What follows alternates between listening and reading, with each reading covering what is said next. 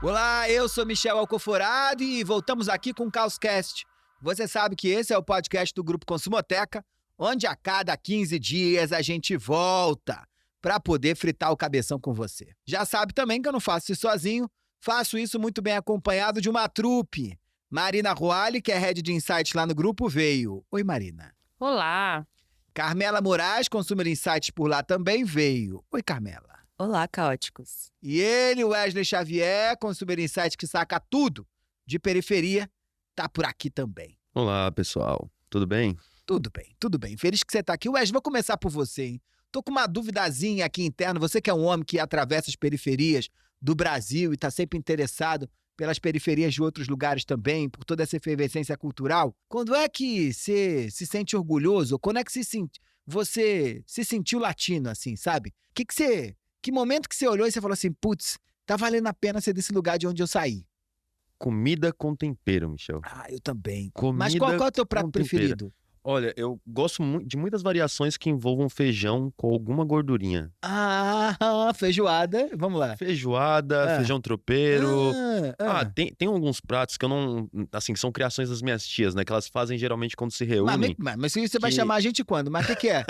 Que assim, elas fazem... É quase como se fosse um baião de dois, mas com algumas particularidades delas que elas não revelam. Nata? Assim, Nata? Não. Ai, Michel, não sei. Não revelam? Não revelam. Eu já tentei ficar acompanhando o processo, elas me xingam pra sair da cozinha. É um processo ritualístico, assim, muito louco, mas feijão... Tua mãe sabe, não? Minha mãe, ela se envolve também, né, no mas não processo conta de produção. também.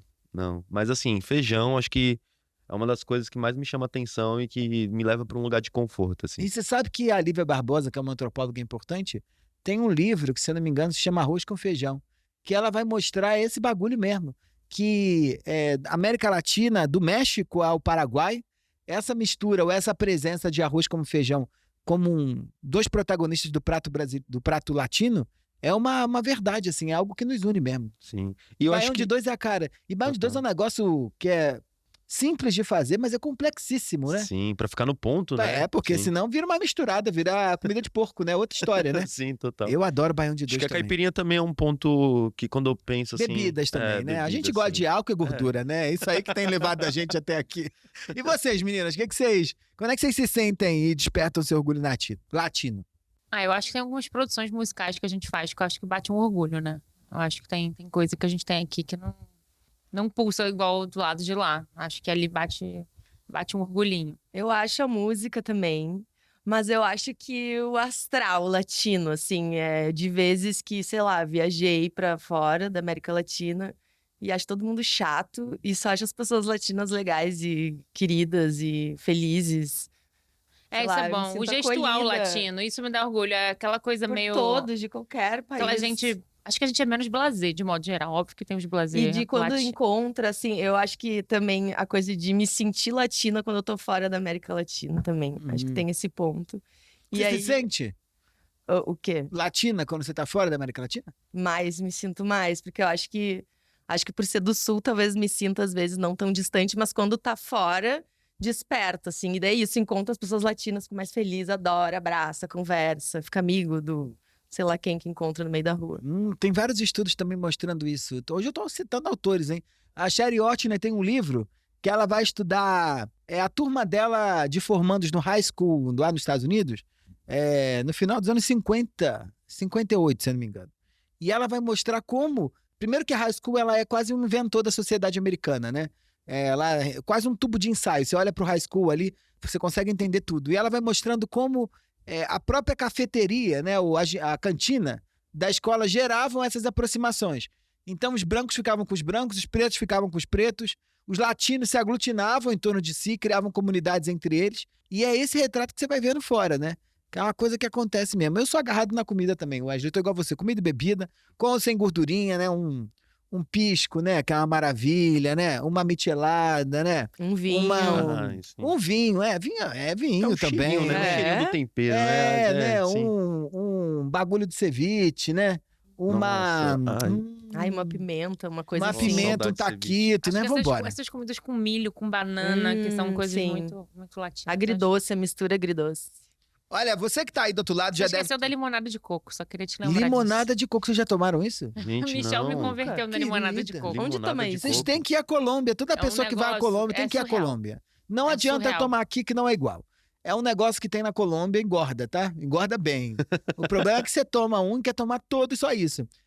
Não tem álcool, pra minha surpresa. Você nem deseja o álcool. Você Isso. pode Uma ficar, batidinha, você quer tipo usar uma batidinha viagem de coco? sem É uma álcool, você batidinha pode de só beber leite de limonada coco com creme de leite, eu acho, e limão.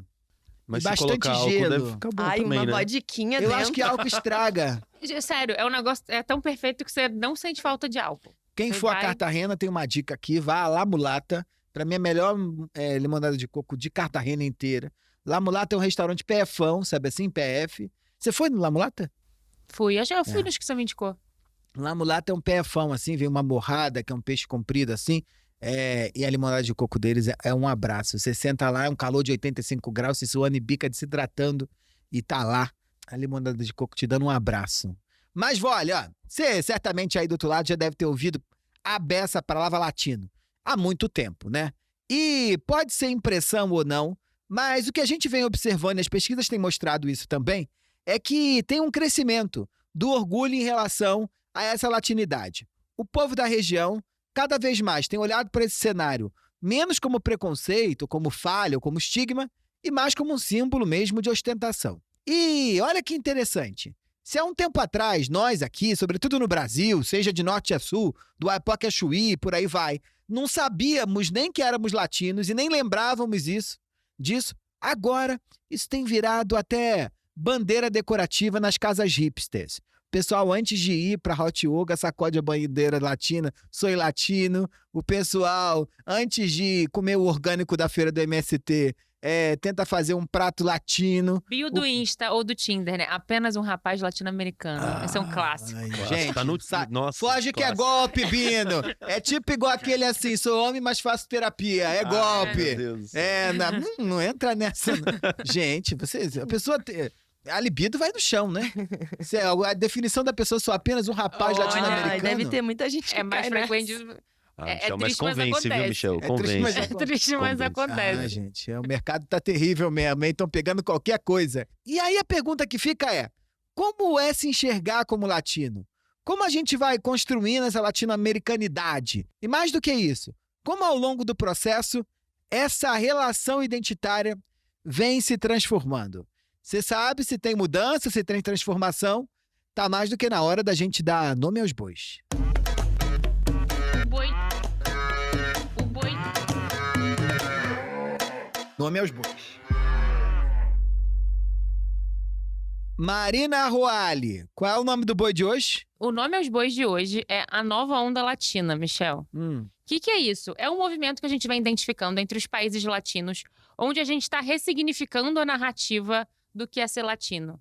Se a gente esteve acostumado nos últimos anos a ver a latinidade sendo muito expressada, principalmente fora daqui, com aquele olhar estereotipado, né, do aquele povo quintal do mundo, aquele lugar precário, um lugar de falta, a gente agora assume as rédeas, né, nas narrativas de onde a gente mostra o que é ser latino para o mundo e vai reacendendo esse orgulho do que é ser latino. E essa latinidade, essa nova onda latina, ela está construída sobre 2 pontos chaves, né?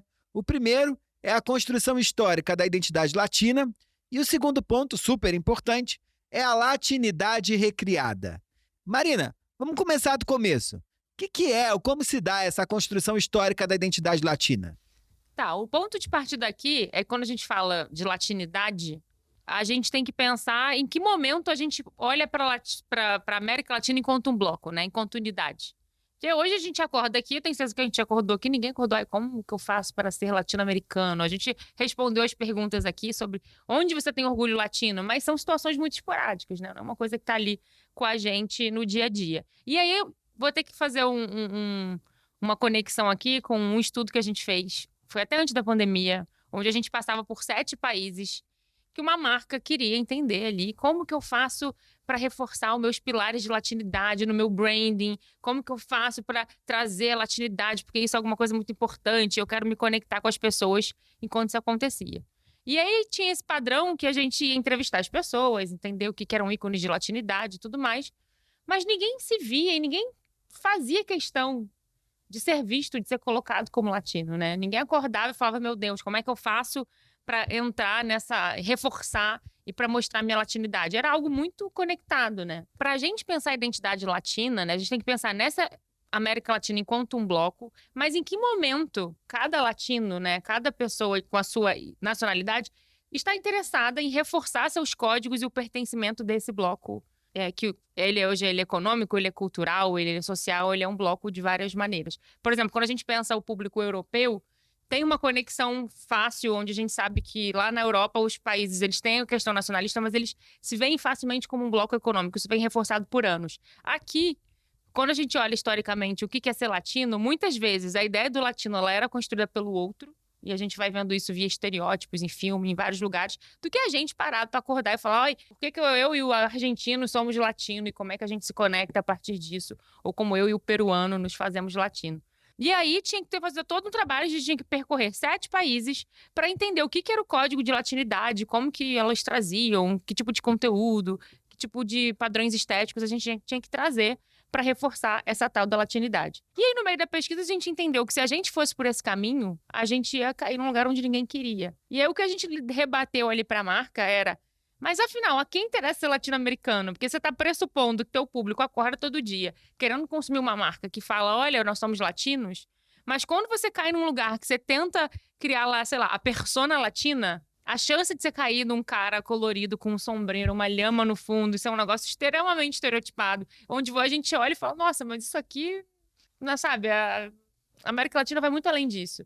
Então, a pergunta que a gente foi entendendo é onde está? A gente tem a nossa latinidade, a gente reforça ela no dia a dia, mas não é nesse lugar e nesse estereótipo. Então, acho que quando a gente falou de nova onda latina, é sobre a possibilidade de construir, de ter esses códigos, mas a gente está construindo de uma outra maneira, fugindo desse olhar ali que sempre foi colocado na gente. Sim. Eu acredito que isso vem muito de uma consequência de uma interpretação do mundo, principalmente ali Estados Unidos e Europa, sobre os latino-americanos como um único bloco hegemônico, né? E isso acaba caracterizando a gente, né? A gente até pode ver essa pessoa de sombreiro, enfim, todos esses caracteres, né, que são muito emblemáticos em alguns países, principalmente da América do Sul, e a gente entende que é um dos latinos, né? E olha pro brasileiro, joga o brasileiro literalmente já com a camiseta do Brasil, com uma bola do lado, provavelmente, tomando uma água de coco ou alguma coisa do tipo, enfim. Sempre tem um estereótipo que segrega essas pessoas como poucas ali, né? Quando, no final das contas, há uma pluralidade muito grande e particularidades de cada país no nosso território, né? Nesse território latino. E, assim, pensando num case que fala um pouco sobre uma busca de conexão com esse território e com essa diversidade, a DC Comics lançou um filme que se chama Besouro Azul, que traz aí um contexto de reflexão, uma população de imigrantes latinos. E dentro desse, assim, é um filme bem enquadradinho, né? Quando se pensa em lógica de super-herói ali, com todas essas tramas e amarras. Nesse filme, conta no elenco também com a Bruna Marquezine, que inclusive, acho que é um ponto interessante, que a participação dela no Rotten Tomatoes, que é uma plataforma que, assim, eles agregam diversos portais e canais de críticas de séries e de cinema. Então, eles fazem esse levantamento de uma forma internacional. Ela teve cerca de 86% de avaliação positiva. Então, assim, é aquele local de colocar protagonistas, pessoas que estão dentro de um contexto de criação artística, em um espaço de protagonismo nas telas grandes, né? Então, assim, falar sobre latinidades é sempre um precedente para tocar em representatividade, assim. Acho que o filme, ele abre esse espaço de diálogo e de falar desse contexto de uma forma importante, porém ainda não é um match perfeito porque foi produzido por uma produtora estrangeira, ainda construindo um olhar de fora sobre essas pluralidades, né? Então, acho que o caminho que a gente tem cada vez mais construído e debatido nas mídias tradicionais, nesses espaços de comunicação, é que pensar latinidade é pensar pluralidade e não somente uma visão externa sobre esses corpos e uma visão homogênica sobre nosso contexto de diversidade. Tem uma coisa do Besouro Azul que eu acho que um fenômeno que aconteceu que eu acho que é muito latino, que é a galera torcendo pela Bruna Marquezine, né? Todo mundo, vamos lá assistir, todo mundo foi assistir Barbie de rosa, então agora vamos lá, né, apoiar a Queen Bruna Marquezine de azul. Isso eu acho muito latinidades.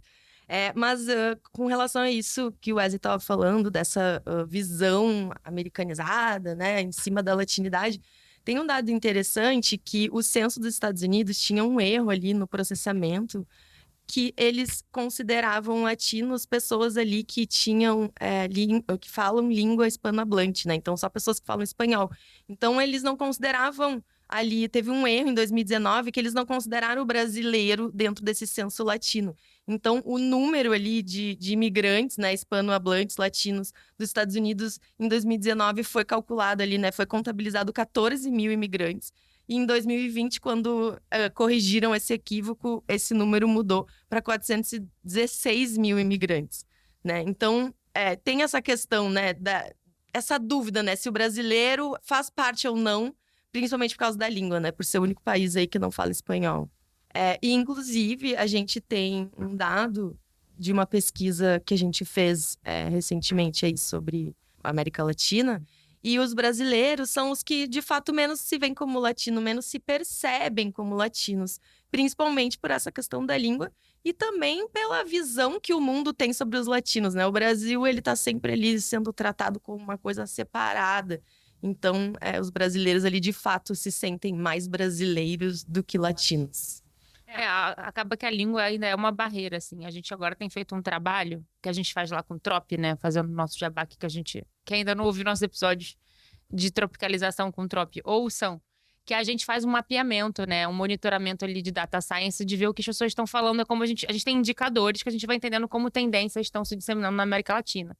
E aí, quando a gente vai fazendo tag do que o brasileiro consome, né? A gente tem muito consumo de coisas em português e em inglês. Mas quando a gente vai taguear o que fala nos outros países da América Latina, fica muito borrado, porque não é via país o IP que você monitora, é via língua. Então, o cara que está na Argentina, ele consome muito conteúdo do influenciador do Peru, do México, eles têm uma navegabilidade ali por conta da língua, por mais que eles saibam ali as diferenças de um país para outro, muito maior. Então, acaba que a gente fica num cercadinho ali, mas que vem sendo quebrado cada vez mais com um movimento de cultura pop aí que está trazendo um pouco dessa união das línguas aí. Mas vamos deixar isso mais para frente.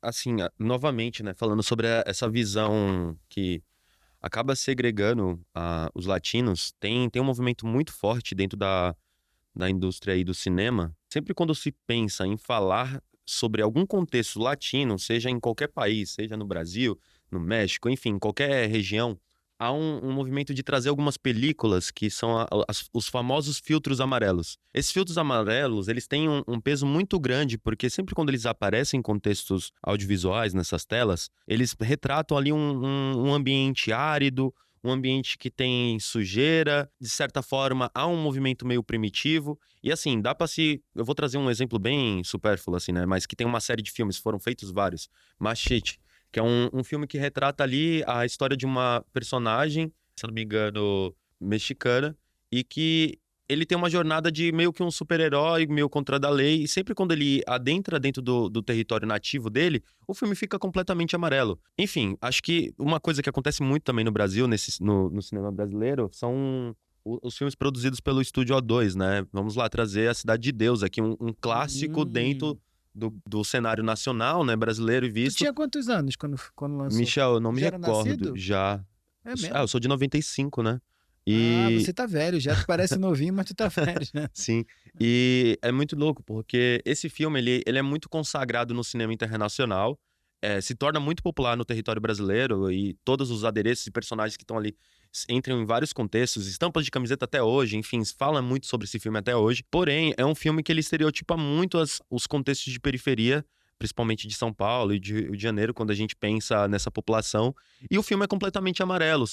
É uma saturação tão alta que a pele das pessoas tem um brilho amarelado. As ruas, enfim, e todo é um contexto que envolve uma poeira. Pensar nesse filme como se tivesse uma sujeira mesmo.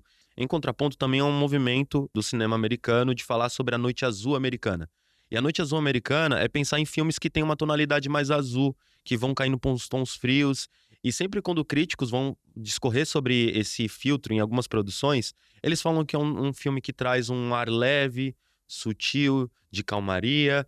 Então, sempre quando a gente pensa aí, se você vê um filme azul, geralmente é uma produção americana que está tentando colocar aquele contexto dentro de um contexto leve, por mais que tenha um filme de suspense ou tensão.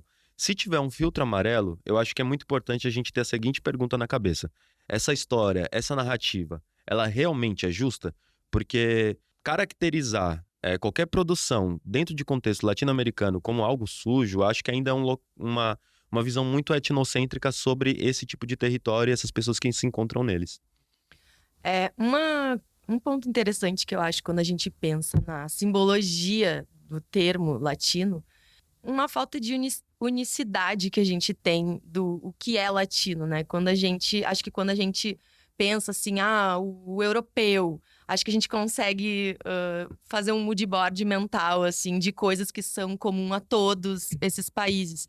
Quando a gente se refere ao ser latino ou à cultura latina, a gente localiza as coisas, né? Então, é o ceviche peruano, sei lá, a estética ali peruana, a cor, as cholas colombianas, o carnaval brasileiro. Então, a gente vai descrevendo a latinidade através de coisas locais que, né, montam essa unicidade. Mas a gente não tem uma coisa única de uma forma tão clara que a gente consiga, de fato, visualizar, enxergar e materializar o que é essa latinidade, que, diferente dos países europeus ou asiáticos, acho que a gente consegue enxergar de uma forma mais clara. Você não acha que é por meio dos mesmos estereótipos, não? Que a gente... Porque a gente acha isso porque nós somos latinos, mas o japonês deve falar que ele não tem nada a ver com o coreano. Mundo, né?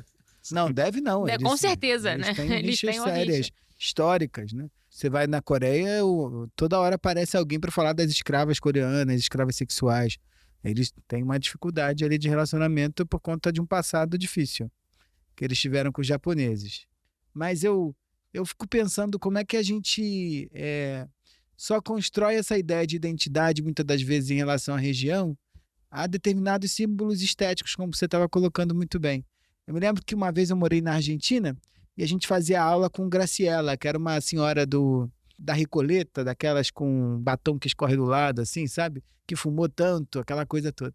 E aí Graciela tinha na sala uma inglesa, e a Graciela perguntava, por que você veio para cá, para a Argentina, para estudar espanhol, se você podia ter ido para Madrid, que é muito mais perto. E aí a inglesa dizia, não, porque eu vim viver a América Latina, eu queria viver a América Latina. E aí a Graciela, senhora colonizada, se sentiu ofendidíssima. Ela disse, América Latina? Se você quer ver a América Latina, não venha para a Argentina. Nem vá ao Brasil, vá à Bolívia. Vá ao Peru. Nós não somos a América Latina. Ficou putíssima, Graciela, por conta disso. E aí, óbvio, se você vai a Buenos Aires, os tais dos símbolos, né, que na cabeça de Graciela mais dão conta dessa latinidade, a chola, a llama, a bolsinha de peruano, a flautinha tocando na praça, você não encontra mesmo em Buenos Aires, que é uma cidade grande, né, com influências múltiplas, que não são as influências latinas, com aspas aí de novo. Então esse é um negócio interessante, né, da gente pensar. Como esses símbolos diacríticos, né, ou essas coisas, às vezes engolem as identidades, né? Mas do mesmo modo, como é que a gente precisa deles para conseguir inventar quem a gente é? É duro esse negócio, né? Porque como é que você vai se provar latina para alguém? Você que certamente deve ter tido uma família de imigrantes, fica difícil você andar pelas ruas, sei lá, da Itália e as pessoas olharem só para você dizer, você é latina. E acho que essa coisa que tu fala ali de Buenos Aires e que eu vivo no Sul é o frio. E eu acho que isso também afasta um pouco da latinidade. E não sei, eu acho que Buenos Aires tem muito essa coisa de, a galerinha do Sul é meio, sou, né, europeu. Acho que o Uruguai também tem essa coisa de, essa influência europeia, e o Rio Grande do Sul ali se achando ali também nessa coisa por causa da imigração. Então acho que tem isso, assim, de essa colonização muito presente europeia, e o frio, eu acho que dá uma... Eu acho muito interessante, porque esses símbolos estão em disputas, né? Por que ninguém, quando pensa em latinidade, pensa na cuia e no chimarrão? Que também nunca vi em outro buraco cuia e chimarrão, tá? Eu nunca vi. E tem em vários países, né? Não é só no Rio Grande do Sul, no Uruguai, no Chile, na Argentina. Sim, talvez, por isso que eu tô dizendo, isso talvez seja um símbolo de latinidade também. Totalmente. Porque eu nunca fui, sei lá, à Itália, de onde saíram boa parte dos imigrantes que estão no Sul, ou a Alemanha e vi cuia. Inclusive, é totalmente indígena essa influência. Então. Mas a gente acha que não, a gente acha que é europeu. Então, essa disputa em torno desses símbolos é muito interessante da gente fazer. É a partir daí que a gente vai recriar essa latinidade. E o movimento que eu tenho visto hoje é um movimento, inclusive, de debate sobre isso, sabe? De como a gente pode recriar essa latinidade a partir da ressignificação desses símbolos. Que é como é que a gente vai reinventar esse jogo a partir de diálogos, de disputas, que vamos riscando no chão, né? O que tá dentro, o que tá fora. Eu lembro que nesse trabalho que a gente fez, e aí a gente fazendo lá a parte bibliográfica do trabalho, a gente recorreu ao Canclini. E acho que foi quem ajudou muito a gente pensar isso, que é um antropólogo argentino, que ele traz pra gente essa ideia de que essa latinidade genuína, quando esquece a visão do outro, a gente fica nessa de querer se sentir às vezes mais europeu, porque, aqui é melhor, porque é uma visão totalmente colonial. E aí, se você colocar na caixinha do que é ruim, latinidade, você fica querendo se afastar disso. Mas ele fala da gente olhar menos por essa busca homogênea do que a latinidade, e ele fala dessa latinidade, ela tá mais em como, uma coisa meio filosófica, em como as partes do diferente interagem entre si, do que como a gente fica sendo um bloco uniforme. Então, nas disputas, nos diálogos e nas trocas, nos intercâmbios entre as culturas, que essa latinidade se constrói. Então, de repente, quando o brasileiro e o argentino criam uma baita rivalidade dentro do futebol, a gente está reforçando nossa latinidade. Ou quando o Chile e o Peru discutem quem faz o melhor pisco, ou quem inventou o melhor pisco, a gente está falando de latinidade. Então é sobre essas trocas. Como a gente aqui talvez disputa quem faz o melhor isso, ou comida, ou entende receitas que são diferentes, mas que têm ingredientes em interseção entre um país e outro, é ali que a gente consegue entender. Então, entender esses conflitos, rivalidades, tudo que está ali, né, permeando a América Latina, é como a gente tem que pensar um novo olhar e essa coisa dessa nova onda latina, né? Então, esse é um ponto importante. E isso é interessante porque, a partir desses diálogos e conflitos, a gente vai negociando e vai colocando novos limites, mas vai, sobretudo, recriando essa latinidade. E a gente cai no segundo ponto. Como é que se dá, Marina, essa latinidade recriada? É uma latinidade onde a gente vai buscar agora um olhar mais de dentro para fora, onde a gente sai dessa lógica de subverter essa película amarelada que o Wesley traz, do latino sempre nesse lugar da escassez, da falta, né, que está em busca de uma vida melhor, de uma vida sofrida, e vai mostrar o povo latino por suas riquezas, suas potencialidades, sua criatividade, né, por tudo isso que a gente tem de melhor e que a gente quer enaltecer e colocar para o mundo. Agora, o que tem de diferente, acho que nessa jogada também, é que a gente quer mostrar para o mundo que a gente é muito criativo e é muito original, mas menos nessa coisa super regionalizada de provar que a gente tem a chola boliviana, que é a melhor do mundo, mas é entrando no jogo global, sabe? Acho que a melhor maneira de a gente subverter essa ideia de ser o quintal do mundo é mostrar que a gente dialoga com o mundo global. Então não é via esses códigos ultra-regionais. De repente eu quero falar de latinidade mostrando como a gente é cosmopolita. Porque quando a gente fala do latino tem que parecer que é ali o fulano num vilarejo, numa coisa, né? Que tem ali raízes indígenas. Por que eu não posso pensar numa cidade grande, né? Por que eu não posso pensar em tecnologia? Então é reconstruir essa latinidade trazendo elementos muito típicos da nossa cultura, mas dialogando, né? E aí quando a gente pensa, acho que no caso do Besouro Azul, ele é muito sintomático do que a gente entende como nova onda latina. Que é essa... Se antes de Hollywood lá tinha esse olhar da película amarela, agora a gente está vendo uma história de super-herói, que é uma coisa extremamente pasteurizada, globalizada, que a gente sabe que tem uma referência americana muito forte. Na série original lá da DC, ele era o personagem Besouro Azul, ele é de uma cidade que existe nos Estados Unidos. Ele é da fronteira ali, México-Estados Unidos. E no filme... eles tiveram a ideia de não focar em escolher uma cidade específica e criar uma cidade latina meio pasteurizada, mas porque eles queriam agora falar com esse público, então eles criam uma cidade, tipo Gotham City no Batman, eles criam uma cidade cosmopolita. Então eu acho que eu acho que isso é muito o que é essa nova onda latina. É sobre botar o latino num outro lugar, aí eles trazem a Bruna Marquezine, porque aí ela falaria com o público brasileiro. Então eles têm um pouco de vai pasteurizar um pouco o latino porque é o americano dando a visão sobre nós? Sim. Só que na nova onda latina, não tem problema, porque tá colocando a gente no lugar global, que é onde a gente quer ser visto, sabe? Então é menos sobre dizer quem saiu, de onde veio, e mais de mostrar que a gente também lança a tendência para o mundo. Acho que isso que é um momento onde, principalmente quando a gente pensa em geração Z, é para onde a gente está olhando como a gente está se relacionando com essa latinidade. E tem uns dados aqui da Gen Z, da pesquisa do grupo, que nos ajuda a olhar para essa questão de latinidade e nacionalidade. 82% se definem como latinos, enquanto 78% se definem conforme o país que nasceram. Já 76% acredita que ser latino-americano diz sobre a sua identidade, enquanto 49% afirmam que a nacionalidade diz sobre a sua identidade. Já no Brasil, isso começa a mudar um pouco, né?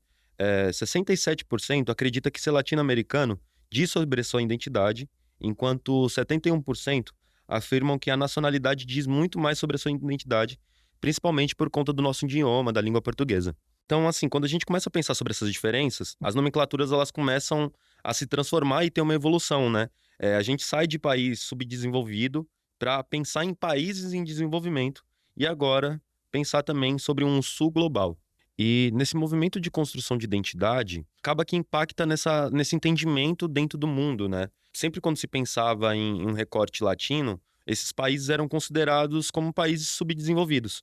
Nessa busca e nessa construção e reafirmação de uma latinidade, de uma pluralidade, a gente sai desse local de subdesenvolvido para países em desenvolvimento. E, claro, acho que principalmente pensando nesse movimento da Gen Z, enquanto se reafirmar enquanto latino-americano, a gente começa a discutir, inclusive, sobre um sul global. E aí, o ponto-chave para a gente entender essa mudança, né? Acho que parece inofensivo, mas sair do país subdesenvolvido para o sul global tem uma mudança muito forte, que é justamente essa virada de chave de narrativa, que é onde entra o movimento decolonial, que é a gente sair um pouco dessa caixinha onde a gente foi criado, para achar que o outro é melhor, porque ser colonizado, né? Então você tem essa ideia de que tudo que é bom é o que vem de fora, é o que vem do meu colonizador, e a gente começa a parar, a refletir e falar, peraí, o que eu faço é bom também.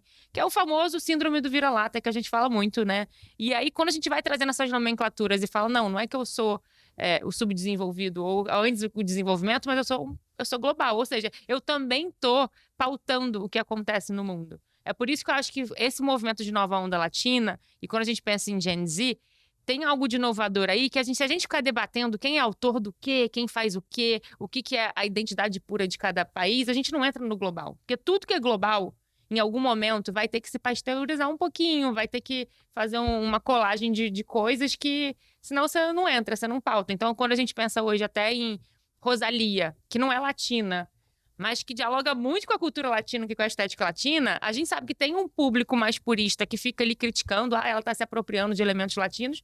E quando a gente olha para Gen Z, isso não é uma questão. Porque não importa se ela está se apropriando, mas ela está colocando a gente em evidência, ela está colocando a gente na vitrine global. Então, isso faz com que eu olhe para tudo que a gente produz aqui de uma outra maneira, né? Então, é claro que pensar no debate decolonial não é uma coisa que só acontece aqui, eu acho que é um fenômeno que está atravessando o mundo inteiro, mas ele vai pautar tudo de novo que está surgindo aqui também. Ima, acho que esse movimento aí decolonial, e principalmente esse movimento vindo da geração Z, acontece muito por conta das redes sociais. Agora, quando tu tava falando sobre decolonialismo, eu me lembrei do meme do Pickpocket, que é um quadro com, sei lá, os colonizadores chegando na América Latina e atencione Pickpocket. Então, acho que as redes sociais, elas começaram também a resgatar essa latinidade. Tem um monte de meme, tem um monte de gente falando sobre latinidade, e sobre ser latino, e sobre o que é essa estética e o que não é e tudo mais. E isso também dentro da linguagem da cultura pop, acessível, fácil de... Porque acho que, sei lá, quando eu tava na escola, se falava de latinidade, era um papo meio... coisa chata, não tô entendendo muito bem. E acho que ali a rede social, ela começa também a trazer isso para uma linguagem mainstream fácil. E aí também tem um meme muito ótimo, que é um meme que viralizou mais no TikTok, que é Graças a Deus Nasci em Latinoamérica, que é as pessoas pegam... E justamente aquilo que eu falei no início, né? De não ter essa unicidade e tudo mais. Então, as próprias pessoas, ele pegam... Então, sei lá, tinha uma menina que ela postou uma foto atrás, era tipo uma periferia, assim, meio... as paredes pichadas e tal. E ela assim, graças a Deus, nasci em Latinoamérica. Eu acho que é uma puta potência aí na ressignificação dessas coisas, né? No Brasil você tem, né? The Brazilian Meme, esse monte de perfil no Instagram, né? Que ajudam a pegar coisas que eram bizarras do cotidiano brasileiro. Eu diria que bizarras não é a melhor palavra, talvez fantásticas, porque beiram e vista como o surreal também, né? E aí, vistas como ruim, viram coisas boas, né? Exato, tipo, essa coisa da bagunça, da confusão, as pessoas, ai, que ótimo, né? E daí tem até umas comparações, tipo, o europeu todo silencioso e posturado, e o latino, assim, calor, e as pessoas felizes, é isso. É com isso que eu me identifico, é disso que eu tenho orgulho. Até o próprio movimento de falar que o antigo Twitter era sustentado pelos brasileiros, né? Se não fossem os brasileiros, e principalmente os latinos dentro do Twitter, o que seria aquela plataforma sem a gente, sabe? Porque, enfim, né, nós fazemos o melhor meme do mundo, assim. Então, enfim, somos responsáveis por isso. É um grande peso, né? Tem um movimento no TikTok que é a hashtag do Latino Aesthetic, né? Que antes, as hashtags de latino, quando a gente mapeava, ela era muito... Ela até acontecia mais nos Estados Unidos do que aqui. Porque era sempre no olhar do imigrante. Então, no high school lá, o cara que é latino, ele se identifica mais como latino nos Estados Unidos do que fora, porque quando você tá fora. Quando a gente começa a mapear o crescimento dessa nova onda latina, a gente vê os próprios latinos se apropriando dessa ideia, beleza, você quer me estereotipar, eu vou estereotipar. E aí a gente começa a ver o Latino Aesthetics sempre quando você vai enquadrar situações que você acha que você não encontraria em outro lugar. Então, você tá num típico bar, boteco, com aquelas cadeiras de plástico empilhada, um vira-lata caramelo do lado e uma situação colando, todo mundo bebendo em pé na rua. Aí a galera fotografa da Gen Z e não coloca Brasília, alguma coisa nesse sentido, ela coloca Latino Aesthetic. Então, tipo, olha, ele só tem aqui. Porque é uma maneira de você chegar e levar um pouco do que você vive lá pra fora e aí você entrar nessa rota do que é global. Então é menos sobre ficar se isso é incrível, é maravilhoso, mas olha, isso só tem aqui. Quando a gente pensa em uma proximidade com musicalidade, os latinos, eles têm uma particularidade muito grande, assim, em construir uma música muito diversa. Porém, novamente, sempre quando pensa em hegemonia, a gente tem um filtro que quando isso chega em outros locais, principalmente no mainstream global, o funk ele não ocupa tantos locais de protagonismo. Porém, ele vai surgindo e entrando em alguns espaços. Por exemplo, a Rihanna tocando um remix de um artista brasileiro numa apresentação do Super Bowl. Entre tantas outras apresentações, vira e mexe aparece algum DJ latino ou enfim, dentro desse contexto do Brasil também, que é muito comum, né? Porque nós somos muito fortes na criação e movimento do funk, tocando em algum desfile famoso, em alguma a participação, enfim, ele começa a acender muito, assim. Existe uma pluralidade muito grande quando a gente pensa em estilo latino-americano, que ele passa desde o sertanejo, a pensar no brega funk, a pensar no funk, no samba, no pagode, e são músicas que elas têm uma função muito importante, porque quando se pensa nesse contexto de território, essas músicas elas evidenciam as vivências dessas pessoas. É muito mais sobre cantar sobre um território, sobre as particularidades dele, e se relaciona muito quando a gente pensa, inclusive, dentro da periferia, né? A música dentro da periferia, ela nasce para marcar que esses indivíduos estão no mundo. E não à toa, o funk ele começa a ocupar esses locais de protagonismo, e quando, por exemplo, brasileiros veem as suas músicas tocando, que nem aconteceu no caso da Rihanna tocar esse remix, há uma comoção nacional, né? Estamos no Super Bowl, então então é muito de um lugar que não é só o artista que está ocupando aquele local, mas todo um território que se vê representado desse contexto. E tem um dado do Spotify que diz que mais de 50% dos ouvintes de música latina no mundo tem menos de 30 anos.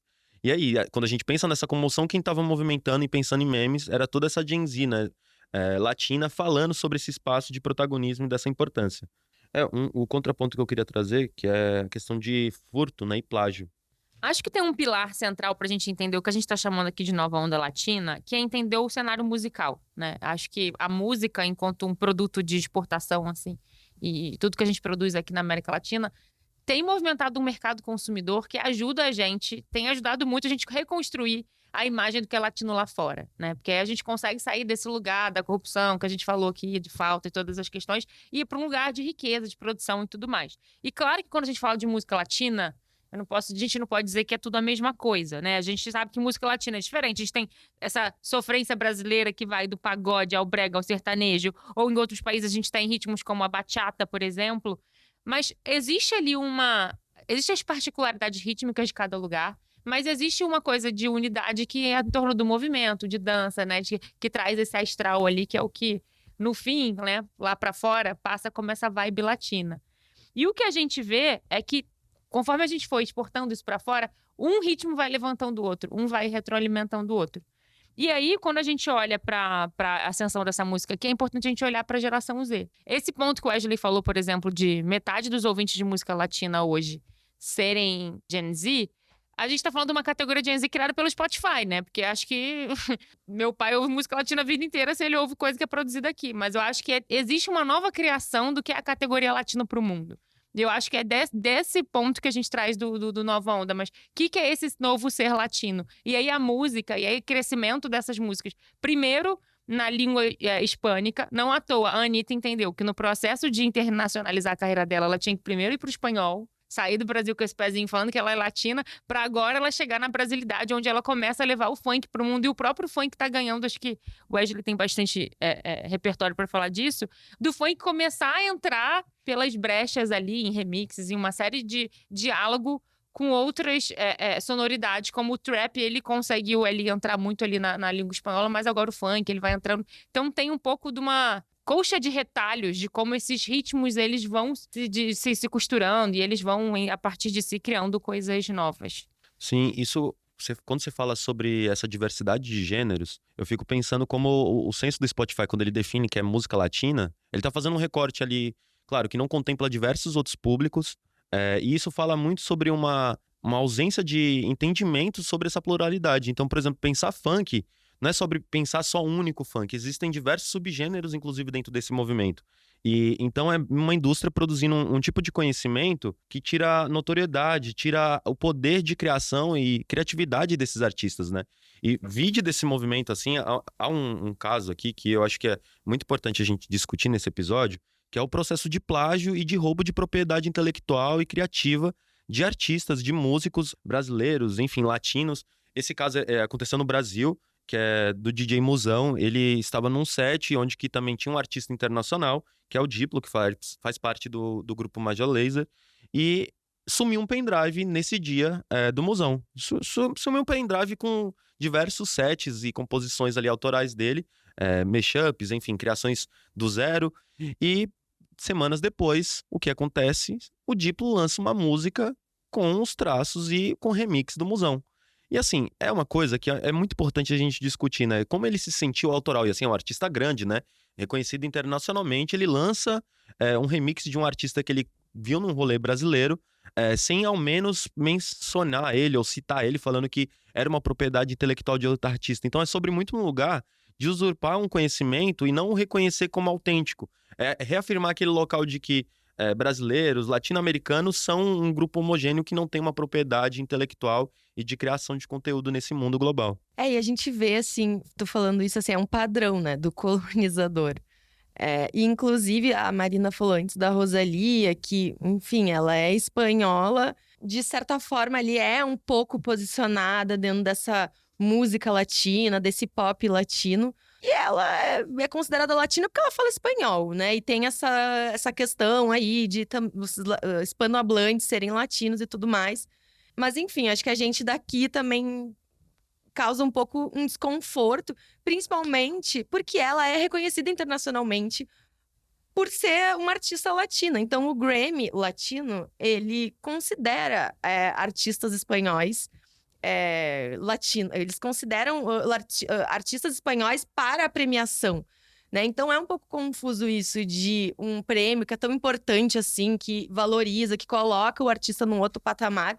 Então, ao mesmo tempo que a gente tem aqui toda essa galera, Bad Bunny, Caliuches, Anitta, toda essa galera com super potencial para estar lá ganhando esse Grammy, a gente de novo se bate com a europeia, que é maravilhosa, tá? Adoro a Rosalía, nada contra, mas a gente se bate de novo ali com a europeia ganhando e sendo reconhecida por ser latina, sendo que ela não é latina, né? Ela é europeia.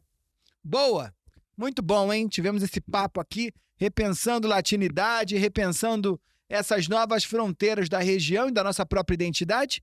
Mas você sabe, né, que a gente, quando chega na boca do topo do copo, a gente ainda vaza mais. Tá na hora do Joga na Roda.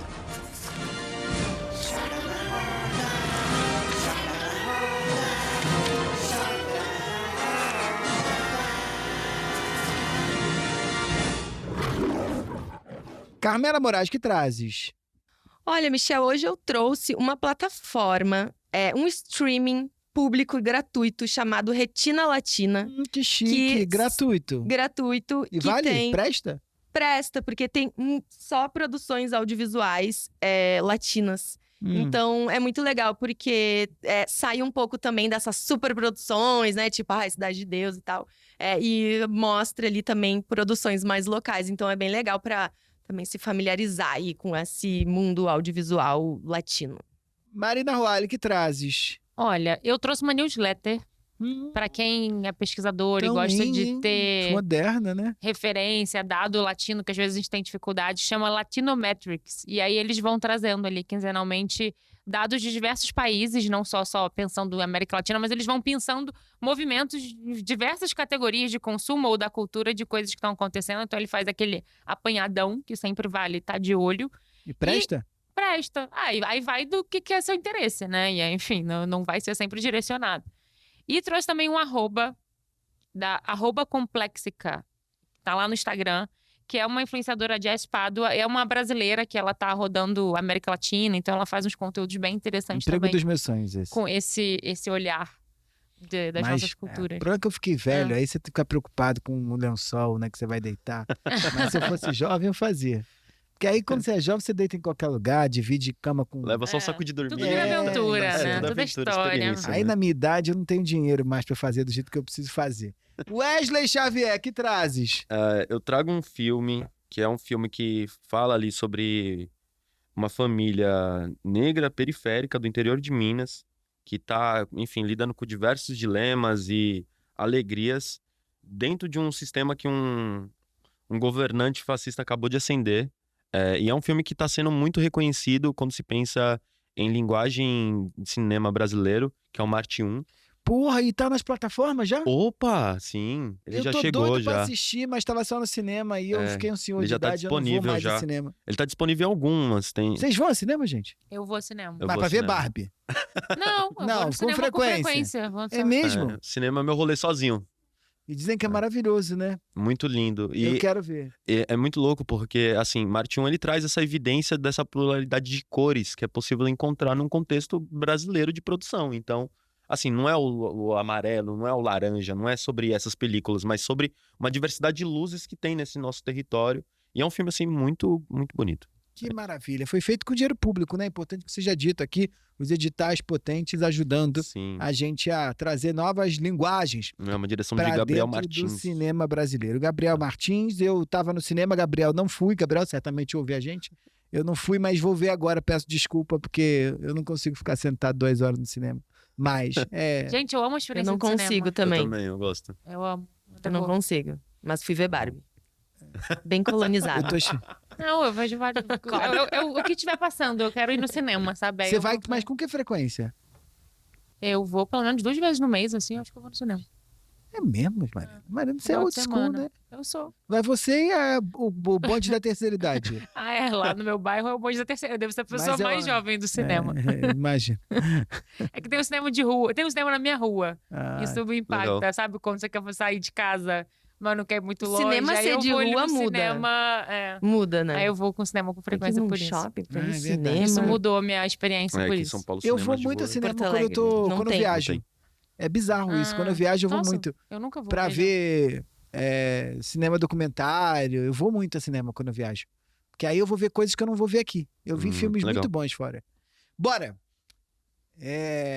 Eu, né? Tenho que dar minha dica. Minha dica é um livro que é o Culturas Híbridas, do Néstor Canclini. O Canclini é um dos principais nomes dessa ressignificação da coisa do latino. É um antropólogo argentino. Mora ou morava? Não sei se morreu, né? Não sabemos até o episódio ser lançado se ele já morreu ou não morreu. Mas morou muitos anos no México, ficou radicado lá.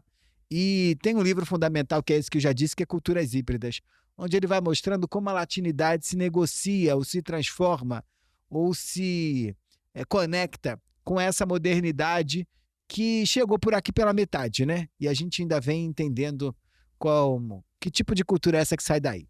Beijo, beijo, beijo, vambora, dicas pra chuchu e vamos seguindo agora. Marina Roale, beijitos. Beijos. Besitos. Carmela Moraes, tchau, tchau. Hasta luego. E Wesley Xavier, hasta luego. Tchau, tchau. Tchau, tchau. Eu, Michel Conforado, fico por aí, hablando en español, ¿no? Todo. Tchau, tchau.